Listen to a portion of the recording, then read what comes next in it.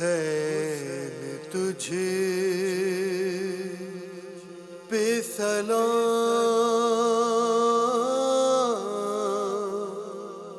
حسین تجھے پہ سلام، تیرے لہو نے۔ بسم اللہ الرحمن الرحیم۔ السلام علیکم۔ میں شکیل اختر اس وقت بی بی پاک دامنہ کی اس گلی میں موجود ہوں۔ لاہور ایک تاریخی شہر جہاں ہر طرح کی ثقافت اپنے عروج پہ نظر آتی ہے، اسی میں ایک ثقافت ہے تاریخ عزاداری۔ اس وقت ہم جس مقام پہ کھڑے ہیں وہ اس علاقے کی پہلی عزاداری اور پہلا مرکز ہے جسے بی بی پاک دامنہ کہتے ہیں۔ 67 ہجری میں ہندو راجہ راجکمار اس کا سپاہی، اس نے ایک منظر دیکھا کہ ٹیلے پہ کچھ بیبیاں موجود ہیں اور کچھ افراد ہیں جو 7 عورتیں اور 4 مردوں پہ منحصر ہے، 11 افراد پر مشتمل آتش پرست سے پوجا کرتے تھے۔ وہ آگ ٹھنڈی ہوئی اور مورتیاں گرنی شروع ہو گئی، مندر ٹھنڈا ہو گیا۔ تو جب انہوں نے منظر کو دیکھا تو بادشاہ نے کہا انہیں گرفتار کر کے لاؤ۔ راجکمار ان کے پاس پہنچا تو بی بی نے اپنا تعارف کرایا کہ میں مسلم بن عقیل کی زوجہ ہوں، میرا نام رقیہ بنت علی ہے، ہمارا سردار کربلا میں مارا گیا ہے اور ہمیں وہاں رہنے نہیں دیا جا رہا، لہذا ہم نے پردیس اختیار کیا ہے، ہم یہاں رہنا چاہتے ہیں، ہم تمہیں کوئی تکلیف نہیں دیں گے۔ اپنا پورا تعارف کرانے کے بعد راجکمار نے ہاتھ جوڑ کے کہا کہ آپ کو راجہ کے دربار تک جانا پڑے گا، وہاں پیشی ضروری ہے۔ بس یہ سننا تھا کہ بی بی نے ایک نگاہ غضبناک ڈالی، راجکمار لرز کے رہ گیا اور پھر آسمان کی طرف ایک نگاہ ڈالی اور اللہ سے التجا کی، اللہ سے دعا کی۔ جہاں وہ کھڑی تھی، جس مقام پہ ہم موجود ہیں، وہ زمین شگافتہ ہوئی اور یہ تمام ہستیاں، افراد اسی جگہ آسودہ خواب۔ اس کے بعد سے یہ مرکز عزاداری ہے، یعنی وہ مرکز جہاں سے عزاداری کا آغاز ہوا ہے۔ یہاں منت مرادوں کی قبولیت کے لوگ لاتے ہیں، اسے بی بی پاک دامنہ کہتے ہیں۔ بی بی حاج کے نام سے یہ مشہور ہے اور مختصر تاریخ یہ ہے کہ اس سرزمین پر اگر امام حسین علیہ السلام کا تذکرہ شروع ہوا ہے اسی جگہ سے، اور یہ سن 67 ہجری کا واقعہ ہے۔ اس کے بعد یہاں سے ہم آغاز کرنے کے بعد لاہور کے قدیمی علاقوں میں جائیں گے، پرانے علاقوں میں جائیں گے جہاں امام بارگاہیں ہیں۔ ہمارا آج کا موضوع ہے لاہور کی تاریخی امام بارگاہیں۔ یہاں سے ہم اندرونی شہر جائیں گے، مبارک شاہ کی حویلی، کربلا گام شاہ، رباط حیدریہ، قزل باشوں کے امام بارگاہ، حسینیہ ہال، اس طرح کی جتنی امام بارگاہیں ہیں وہاں تک ہم آپ کو لے جائیں گے اور کوشش کریں گے جتنی ممکن ہو سکے ان سے آپ کا تعارف کروا سکیں اور اجتماعی طور پر لاہور کی عزاداری آپ تک منتقل کر سکیں۔ ذہن میں رہے یہ حسین کا تذکرہ ہے اور حسین کا تذکرہ صدیوں پر پھیلتا جا رہا ہے، صدیاں کم پڑ جائیں گی، حسین کا ذکر جاری و ساری رہے گا۔ آج ہم جس مقام پہ کھڑے ہیں یہاں 67 ہجری میں عزاداری کا آغاز ہوا اور ایک معصومہ آسودہ خواب ہوئی اور اس سے سلسلہ دور تک چلا، اور اندرونی شہر میں کیسے عزاداری پہنچی، امام بارگاہیں کیسے بنی، حسین کا تذکرہ کیسے ہوتا ہے، یہ ہم آپ کو اپنے ساتھ لے جا کر ان جگہوں کی زیارت کریں گے۔ صداقتوں کا نظام حسین تجھے۔ اس وقت ہم موجود ہیں حویلی الف شاہ، بہت قدیمی امام بارگاہ۔ لاہور کی عزاداری میں اس کی بہت اہمیت ہے اور تاریخی جلوس اور عزا کا سلسلہ یہاں جاری و ساری ہے۔ 6 اور 7 محرم کی جو مخصوصیاں ہیں جلوس علم اور عزا کے، وہ یہاں سے برآمد ہوتے ہیں۔ یہ حویلی تعمیر اور تاریخ کے اعتبار سے بہت قدیم حویلی ہے اور یہاں عزائے حسین کا سلسلہ بہت عرصے سے تک جاری ہے۔ بہت سے ممتاز ماتمی حضرات کا تعلق اس علاقے سے ہے۔ اس کی تفصیلات یہاں کے جو مقامی لوگ ہیں یا جو مجابر ہیں وہ آپ کو تفصیلات اس کی بتائیں گے۔ فی الحال یہ علاقہ اور یہ چیزیں ہم آپ کو دکھانا چاہتے ہیں۔ یہ امام بارگاہ حویلی الف شاہ ہے۔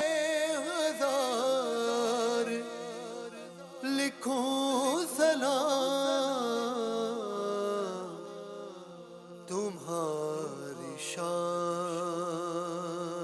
کے شایان کوئی سخن نہ کلام حسین تجھ پہ سلام. ناظرین، اس وقت ہم موجود ہیں لاہور کے قلب میں، جسے موچی دروازہ کہتے ہیں.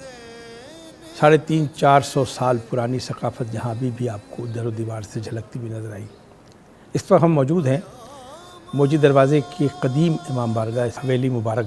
نوابین قزلباش نے یہ حویلی تعمیر کی اور اسے امام بارگاہ کی شکل دی. نواب مظفر قزلباش گورنر پنجاب، ان کا ایک واقعہ بھی اگر ذہنوں میں دستک دے دے تو زیادہ بہتر ہوگا کہ وہ جب گورنر بنے پنجاب کے تو ان کی والدہ گرامی انہیں سقہ بناتی تھی 8 محرم کو حضرت عباس کا. تو زلزلہ نکل چکا تھا، جلوس نکل چکا تھا، اور وہ انتظار کر رہی تھی کہ نواب صاحب آئیں گے تو میں انہیں سقہ بناؤں گی. اپنے وقت کا گورنر گاڑی سے اترا ہے اور جب ماں کے قریب پہنچا تو ماں نے یہ نہیں دیکھا کہ کون دائیں بائیں کھڑا ہے. ماں نے گریبان سے پکڑا اور اپنی جوتی اٹھا کے سر پر مار کے یہ کہا کہ میری شہزادی، میری بیوی انتظار کر رہی ہے، تو اسے انتظار کروا رہا ہے، تو گورنر بنا ہوا ہے. اور نواب صاحب سر جھکا کر یہ مار کھاتے رہے.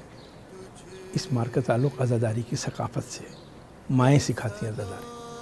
یہ جو حویلی ہے نواب مظفر قزلباش جی نے اب نوابین قزلباش نے قائم کی ہے، 350 سالہ پرانی. اس کی عمارت پہ اگر نظر ڈالیں گے، اس کے در و دیوار دیکھیں گے تو یہ خود بولتے ہوئے نظر آئیں گے کہ ان کے اندر جہاں تاریخی رچاؤ ہے وہاں عقیدے کی آمیزش بنیادوں میں شامل ہے.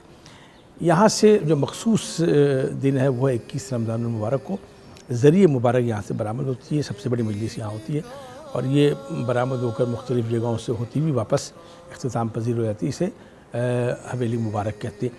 اس وقت جو ان کا انتظامات ہے وہ ایک ٹرسٹ بنا دیا گیا ہے، جو وقف کر دیا گیا ہے، وہ اس کے انتظامات کو چلاتی ہیں. اور باقی تفصیلات یہاں کے جو اس وقت مجابری کر رہے ہیں ان سے ہم جب گفتگو کریں گے وہ آپ تک پہنچ جائیں گے. حسین تجھ پہ سلام،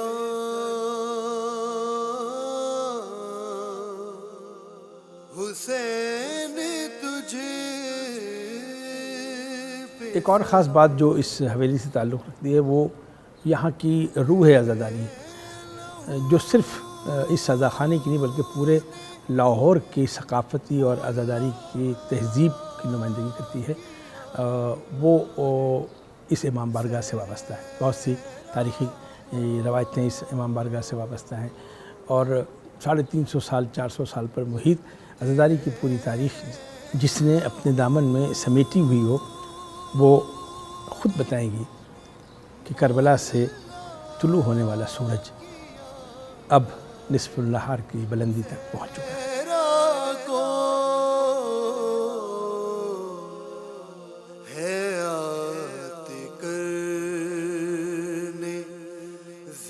یہ تقریباً 350 سال پرانی حویلی ہے. یہاں پہ رنجیت سنگھ کی حکومت ہوتی تھی. اس وقت یہ رنجیت سنگھ کے انڈر تھی اور یہاں پہ کوہ نور ہیرا ہوتا تھا کسی وقت میں. جب یہ نوابوں کے پاس آئی تو اس کو امام بارگاہ میں تبدیل کر دیا گیا اور تقریباً 300 سال سے یہاں سے عزاداری کا سلسلہ جاری و ساری ہے. جو شہادت کی ایام ہوتے ہیں یہاں سے زیادہ برآمد ہوتی ہے جو کربلا گام شاہ میں جا کر احترام پذیر ہوتی ہے. حسین تجھ پہ سلام. ناظرین محترم، میں اس وقت مبارک حویلی سے باہر نکل رہا ہوں.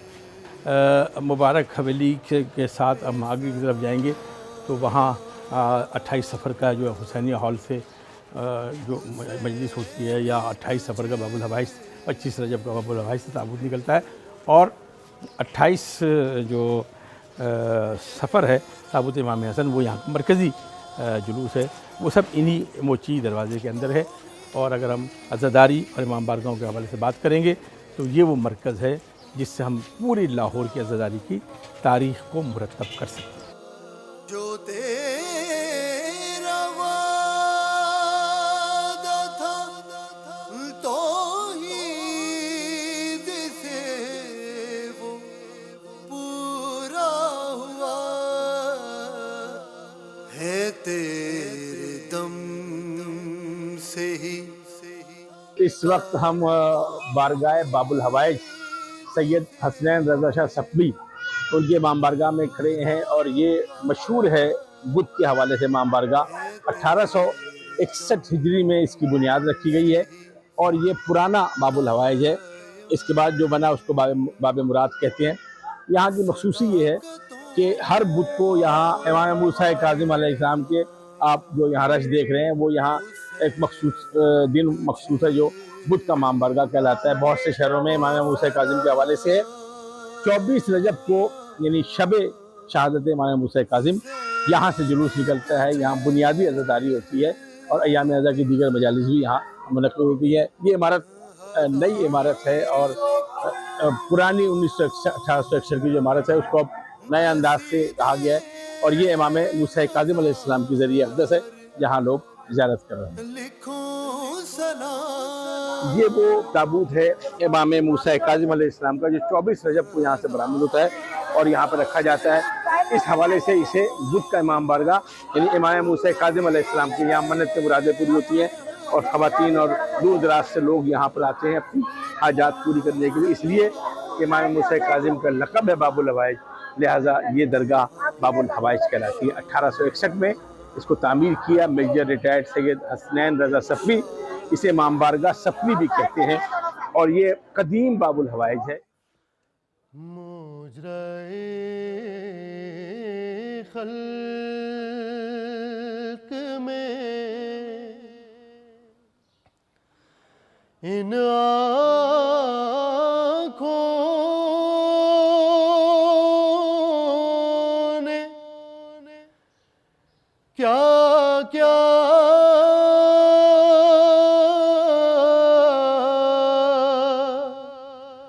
ہاں دیکھا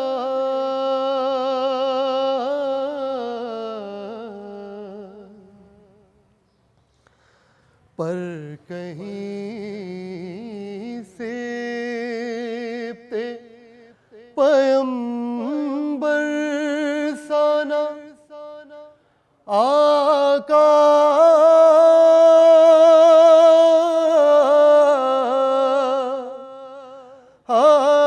دیکھا.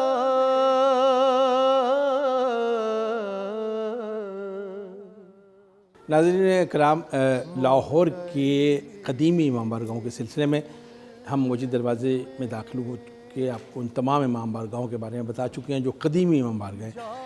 ویسے اگر تاریخ دیکھی جائے تو اس وقت لاہور میں کم و بیش 700 سے زیادہ امام بارگاہ ہیں جن میں قدیم و جدید ساری ملا کر، تو اس کا ایک اجمالی خاکہ آپ کو بتایا جا سکتا ہے. میں نے ان قدیمی امام بارگاہوں کو فوکس کر رہا ہوں جو ترتیب میں سب سے زیادہ قدیم 1963 میں سے قائم، اور یہاں جو امام بارگاہ ہے اس کا نام ہے امام بارگاہ باب الحوائج. باب الحوائج لقب ہے حضرت امام موسیٰ کاظم علیہ السلام کا، اور 25 رجب چونکہ ان کی شہادت کا دن ہے لہٰذا اس مخصوصی دن پہ یہ تابوت امام موسیٰ کاظم علیہ السلام یہاں سے برآمد ہوتا ہے.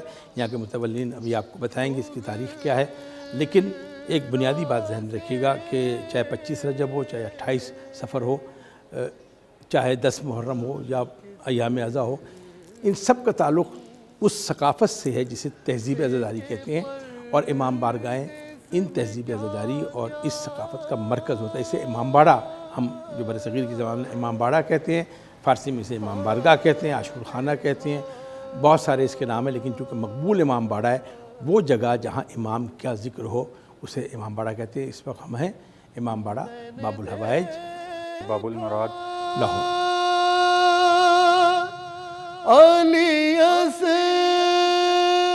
بیسیکلی 2003 میں یہ امام بارگاہ باب الحوائج باب المراد کے نام سے تعمیر کیا گیا. اس کی ہسٹری 60 سالہ پرانی ہے اور اس میں 25 رجب کو یہ مرکزی زیارت برآمد ہوتی ہے جو کہ اپنے راستوں سے کشت کرتی ہوئی اسی امام بارگاہ میں اختتام پذیر ہوتی ہے، جو کہ یہ لسنسی زیارت ہے. اور اس سے پہلے جو ہے مختلف علماء کرام اور عالم دین اس میں خطاب فرما چکے ہیں. حسین تجھے پہ سلام پیکان برس رہے ہیں تابوت پر حسن کے، بابا کے دل کے ٹکڑے تو نے گنے 72 بابا کے دل کے ٹکڑے تو نے گنے 72 ٹکڑے ہزار ہوں گے قاسم تیرے بدن کے. ناظرین محترم، اس وقت ہم موچی دروازے لاہور میں ایک اور قدیمی امام بارگاہ کے اندر موجود ہیں. اسے حسینیہ ہال کہتے ہیں. اس کی تاریخ یہاں کے بانی آپ کو بیان کریں گے. یہ امام بارگاہ 1927 میں قائم ہوا. حسینیہ ہال اس کا نام ہے. موچی دروازے کی تاریخ عزاداری لاہور میں اس کو بہت بنیادی حیثیت حاصل ہے.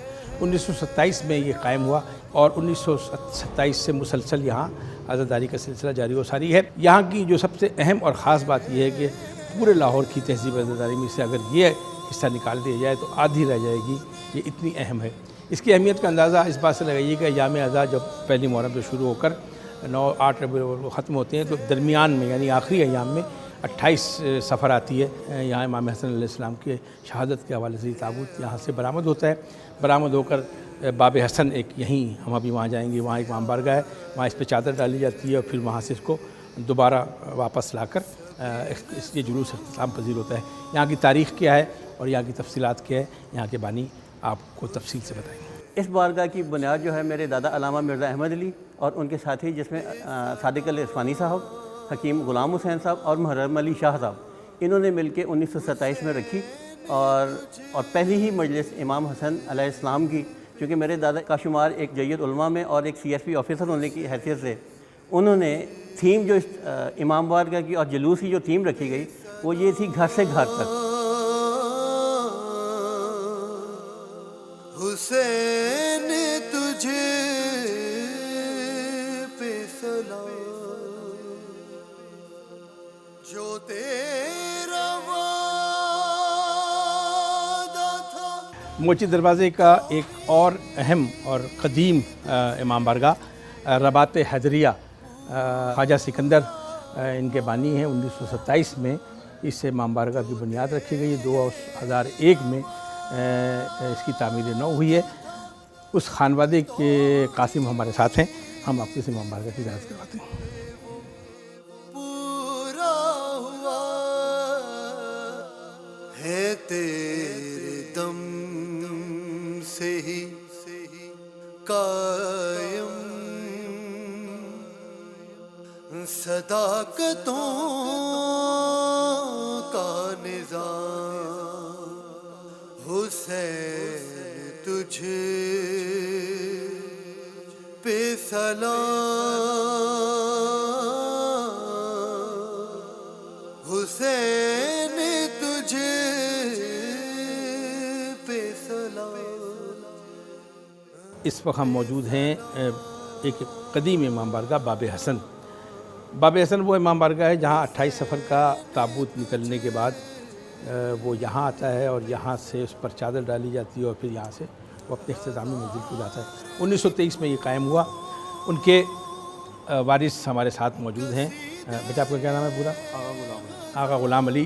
ان سے پوچھتے ہیں کہ ان کے حافظے میں کتنی تاریخ موجود. یہ بتاؤ کہ یہ امام بارگاہ کب بنا؟ تمہارے باپ دادا آبا و اجداد کا کیا نام ہے؟ یہ میرے پردادا آغا محمد علی خان نے اور آغا غلام علی خان نے 1923 میں اس کی بنیاد رکھی امام بارگاہ. آغا غلام علی متولی، آغا غلام علی خان، محمد علی خان کے نام سے امام بارگاہ باب حسن مشہور. حسین تجھے پہ سلام. یہاں عزاداری تو ہمارے بزرگوں سے بھی پہلے کی شروع ہے، اس لیے اس کو مرکز کہا جاتا ہے. 250-300 سال کے لگ بھگ یہ عرصہ ہے. یکم محرم یعنی شب محرم جو ہوتی تھی بچوں کا ماتم برپا ہوتا تھا، جو کہ آج پوری دنیا میں یہی رواج ہے. پھر مجالس عشرہ محرم الحرام جو نثارہ ویلی میں ہوتا تھا وہ شروع ہوتا تھا، اور اس کے اطراف میں جتنے بارگاہیں ہیں اس میں عشرہ محرم الحرام ہوتا تھا. جو مین ہے زیارت शबीह जुलजना निसार हवेली से बरामद होता था, शब आशूर। और ये एक ऐसा ट्रेडिशन है जिसको देखने के लिए दुनिया पाकिस्तान और पाकिस्तान से बाहर से भी आती है। आशूर और ख़ुसूसन 28 सफ़र। सन 61 हिजरी को रेगज़ार करबला पर नवासे रसूल हज़रत इमाम हुसैन अलैहिस्सलाम और अंसार हुसैन अलैहिस्सलाम ने जो बेमिसाल कुर्बानी पेश की और अपना घर बार लुटा कर दीन इस्लाम और शरीयत मोहम्मदी को बचाया, क़यामत तक अब उसका ज़िक्र दुनिया के हर गोशे में होगा। इसलिए कि अल्लाह का वादा है, तुम मेरा ज़िक्र करो मैं तुम्हारा ज़िक्र करूँ। ज़िक्र हुसैन अल्लाह का वादा है, उसे हर हाल में पूरा होना है। दुनिया के हर खित्ते में ज़िक्र इमाम हुसैन के लिए जिस जगह को मुख्तस किया गया उसके मुख्तलिफ़ नाम हैं।